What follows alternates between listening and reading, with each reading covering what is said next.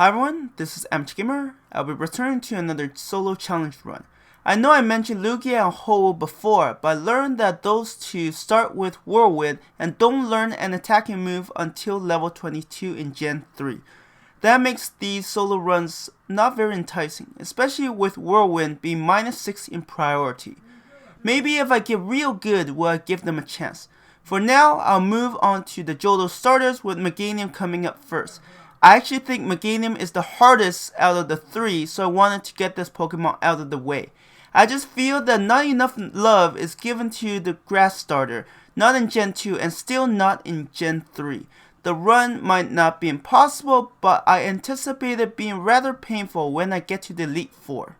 In terms of moves learned by leveling up, Meganium starts with a nice set of moves. Razor Leaf will help me get through the first two gyms with ease, while Reflect might come in handy. Early on, I'm pretty sure Meganium's bulk will do just fine, so Reflect might not play much of a role. Eventually, I will want Body Slam to replace Tackle, and I suspect I will be keeping it. It doesn't hit as hard as Return, but it can paralyze, which can be quite nice once I get leftovers on Meganium. If I want additional healing, Synthesis is an option too. Meganium's weakness is the TM move pool, which feels quite lacking. In terms of attacking moves, they are mostly grass and normal types. Meganium can learn Earthquake, but by the time that move shows up, there aren't many situations where I will use it. Iron Tail is a move I'm considering for Meganium, and you'll see why when I get there. Otherwise, I have some status moves along with Reflect and Light Screen. Those two defensive moves are certainly something I'm considering. The limited coverage is largely why I see Meganium hardest of the three Joldo Starters. For my first rival fight, I was a little cheeky and went for a Reflect. In hindsight, it probably would have been better if I just spammed Tackle until I won. The fight was a lot closer and Charmander didn't even have a super effective move yet. The Brock fight was basically just me using 2 Razor Leaf and it was over. The Misty fight required me to use 3 Razor Leaf. I do find it interesting that Starmie just went Swift instead of Water Pulse. I'm just glad I don't have to deal with Confusion luck. As for my second rival fight, it took me a few tries because I used Tackle initially and it's such a pathetic move. Razor Leaf was better even when it was not very effective, and a critical hit Razor Leaf allowed Meganium to knock out Pidgeot in 2 hits. The single sand attack was worrying, but thankfully didn't impact Meganium in his fight against Charmander, whose Ember hurts a lot. Having learned Synthesis at this point, I could use the round with Abra to heal up and set up Reflect before knocking out Rattata. Meganium's early game is pretty strong in Gen 3. I grinded Meganium to level 31 before I took on my rival on the SSN. At level 31, Meganium learns Body Slam, which is a huge upgrade from Tackle.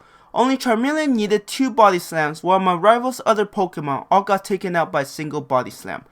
Against Surge, I used Body Slam against Voltorb and Razor Leaf against both Pikachu and Raichu due to their static ability.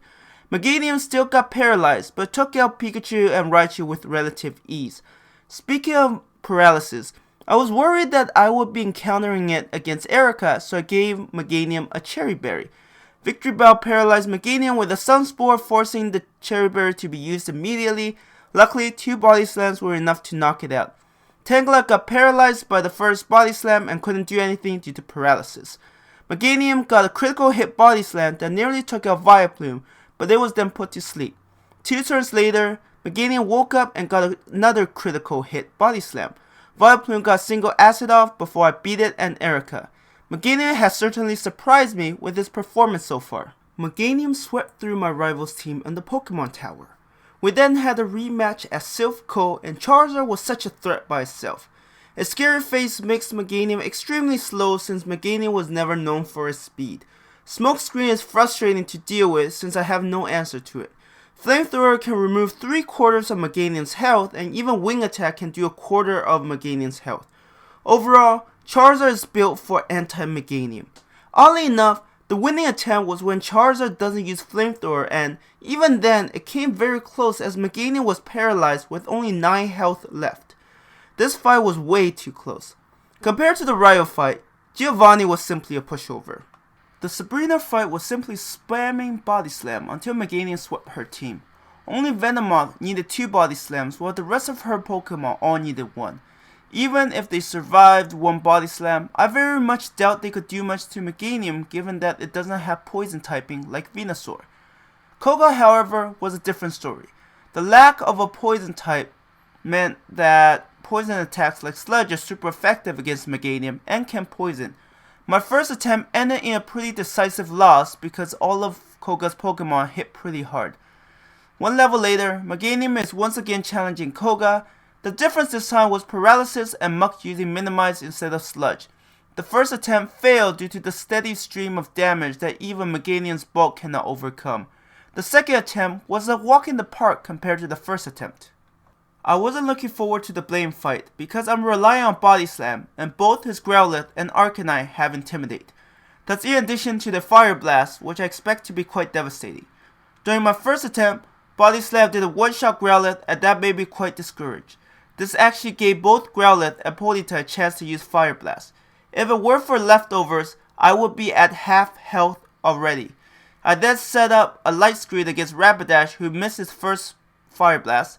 A critical hit Body Slam knocked it out, leaving just Arcanine left. I was able to get 2 Body Slams against Arcanine before I landed a Fire Blast that was greatly weakened by the Light Screen. I then got a Paralysis the next turn and Arcanine missed his Fire Blast. I was able to win because Blade went for a full heal and Body Slam hit just hard enough to make it faint. As for Giovanni, my only worry was Nidoqueen, who was capable of paralyzing Meganium with a Body Slam. Otherwise, Razor Leaf actually does decent damage, where it's either super effective or neutral. Meganium did get paralyzed, but Giovanni's team simply lacked what was needed to get through its bulk. I was worried one of them have Horn Drill, but the strongest attack they used was Thrash from Nidoking. For the rival fight, before the Elite Four, my first attempt was ended due to a super effective wing attack and Scary Face from Charizard. The attack did sufficient damage that even leftovers and Synthesis couldn't get Meganium back into the fight. The second attempt saw Charizard using 2 Scary Faces for whatever reason. Meganium was very slow, but still had most of its health left after making Charizard faint. Execute used Sleep Powder, but with it using Solar Beam that did literally nothing to Meganium, it was never a threat. Alakazam disabled Body Slam and got a Psychic in before Meganium finished it off with a Razor Leaf. My rival's Rhyhorn was slower than a Meganium that was hit by 2 Scary Faces, so that was interesting. Gyarados did very little with a Rain Dance Hydro Pump, allowing me to end the fight with Razor Leaf. I need a good countermeasure against Charizard for the champion fight. Meganium has reached the Elite Four, but I didn't make an attempt until Meganium was level 74. I wanted to stock up a rare candy and, more importantly, PP up. I needed to have more Body Slams and Razor Leaves so I won't run out of PP during battle. I also never feel like I have enough PP recovery items like Ethers and Elixirs. Anyways, I face Lorelei first, which I expect to be a tough fight. Razor Leaf is super effective, but most of Lorelei's Pokemon also have Ice type moves. We'll see if Meganium's bulk can get through this. The first attempt was just filled with bad luck. Against Slowbro, Meganium was frozen solid for 9 turns before it defrosted. Lapras then froze Meganium with his first Ice Beam, and despite being paralyzed from Body Slam, managed to land every single Ice Beam, knocking Meganium out before it could defrost. Attempt 2 saw a stall fight between Meganium and Slowbro, who liked to use Yawn too much. The fight against Lapras went a lot smoother, but it did use Confuse Ray before it fainted. Against Jake's, Meganium was dealing with confusion, initially followed by sleep from Lovely Kiss. Meganium did wake up and snap out of confusion, but having not one-shotted Jinx with a Body Slam, its HP dropped to 25 HP. Cloyster fell to a single Razor Leaf, securing a tough victory. This fight was pretty bad, honestly. Compared to Lorelei, Bruno was a much straightforward fight due to fewer chances of encountering status-inflicting moves.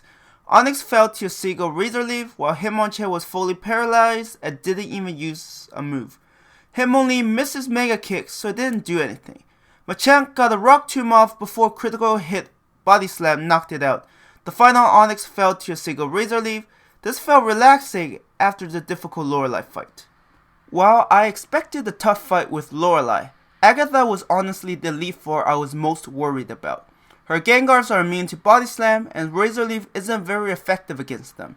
Then there's also Arbok and Golbat, who are just quite good against Meganium. For her ghost types, I taught Meganium Iron Tail, hoping it can make a difference. My first attempt highlighted all the issues I faced. Arbok has Intimidate, so Body Slam and Iron Tail do less damage. In addition, Arbok loves to use Screech, which makes moves like Sludge Bomb and Air Cutter even more dangerous. If Meganium gets poisoned, then it's pretty much doomed. With all the poison moves thrown around along with Iron Tail with only 75% accuracy, this was a fight I didn't look forward to. After a couple of attempts, I finally got the winning one. I got a defense drop on the first Gengar, so I could have one-shotted it after full restore was used on it. Arbok did good damage with 2 Sludge Bombs, but it didn't poison or lower Meganium's defense. Second Gengar got close to taking Meganium out, but Synthesis kept it healthy long enough for it to take the Gengar out. Golbat only landed one of the 2 Air Cutters and landed the Confuse Ray before it fainted. Despite being confused, Meganium lands Iron Tail on Haunter, who sped up the fight by using Curse to remove the remainder of its health. I didn't expect Lance to be an easy fight. However, I didn't expect it to be as frustrating as the Agatha fight, where I had to specifically teach a move to deal with her team. Lance's Gyarados started off first, and its Intimidate is going to be something I will have to deal with. With Body Slam literally doing nothing to it, I switched to Razor Leaf and took it out in 2 more turns with minimal damage taken. I was certain that Aerodactyl would be faster than Meganium, but to my surprise, Meganium was both faster and landed an Iron Tail that also dropped Aerodactyl's defense. Meganium then finished Aerodactyl off the next turn, but it did get hit by a Scary Face. Lance then sent out Dragonite, and it was a lot of stalling with Synthesis to buy time until Body Slam can finish it off. Dragonite did drop Meganium down to 23 HP, but Meganium eventually came out victorious as it can heal faster than its opponent can dish out damage. The remaining Dragonairs were far less dangerous due to no super effective moves and dealing relatively low damage. I somehow beat Lance on the first try. Oddly enough, the most dangerous foe for the champion fight was the Pidgeot, as it had 3 moves that can end the attempt. Aerial Ace inflicts a lot of damage, which is bad as Charizard is always sent out second. Sand Attack just makes RNG the deciding factor, and I don't like to deal with those. Further Dance will make Body Slam do literally nothing, and that will greatly limit what Meganium can do. Therefore, I needed to take out the Pidgeot in the shortest number of turns possible, which resulted in me using Rare Candy to boost Meganium to level 82. At this level, I had hoped to 2-shot Pidgeot, but I was still slightly off. I decided to give it a try and just reloaded when Pidgeot used Sand Attack or Feather Dance. Eventually, I got to the run where it used Aerial Ace only. Against Charizard, I used a combination of Light Screen, Body Slam, and Synthesis to outlast it. Light Screen comes first since a full power Fire Blast might even one-shot Meganium. The weakened Fire Blast gives me time to use a Body Slam before needing to use a Synthesis. Slowly but surely, I took out Charizard, who was arguably the second biggest challenge. Not wanting to risk a critical hit Fire Blast from Charizard, I took it out as soon as I could and not use Synthesis. That left Meganium with 83 HP when fighting Alakazam.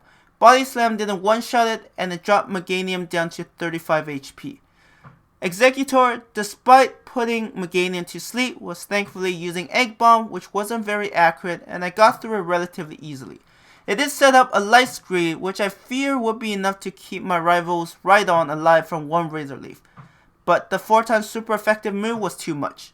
Like the last rival fight, Gyarados lacked any tools to fight Meganium well. It was a tough fight where all the actions were at the start, but Meganium somehow did come out on top. As I had suspected, Meganium was somewhat difficult. Its move pool is very limited. For instance, Razor Leaf seems like the best option in terms of damage and PP. Giga Drain would be alright, but APP doesn't go very far. Coverage moves are limited too. Iron Tail did surprisingly well given that it can also lower defense. Iron Tail made the Agatha fight more feasible while it was also useful against Lance's Dragonairs. Despite lower accuracy, it's actually a decent move to have. Meganium's stats, especially its defensive stats, are what made this run pretty good. I'm certain that if better moves were available, Meganium would have finished this run at a lower level. Level 82 isn't a shabby level given all that Meganium had going against it. That's it for the video. Thank you everyone for watching. If you enjoyed the content, please like, comment, and maybe even subscribe. Thank you.